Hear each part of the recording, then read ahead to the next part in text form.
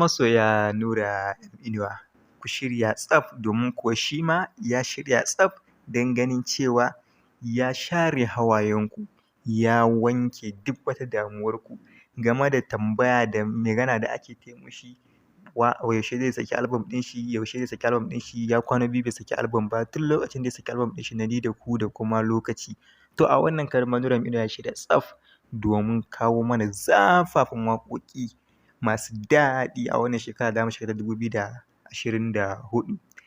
Kamar yadda mai sauraro ka ji a wannan farkon wannan bidiyon mun samu kaɗan daga cikin ɗaya daga cikin waƙoƙin da Nura M Inuwa zai saki a wannan shekara da zamu shiga. Ka ci gaba da bibiyar mu, ka danna mana alamar subscribe, ka danna mana alamar like domin mu kawo maka wannan album ɗin da kuma full ɗin wannan waƙar idan har wannan waƙa ta burge ka mai sauraro kuma kai masoyin Nura M Inuwa ne, ka danna mana alamar subscribe. Mu kuma za mu kawo maka full ɗin wannan waƙa da sunan album ɗin da Nura M Inuwa zai saki a wannan shekara da zamu shiga ta 2024. Mun gode mai sauraro, kada ka dai ka manta ka danna mana alamar subscribe, ka danna alamar like, ta haka ne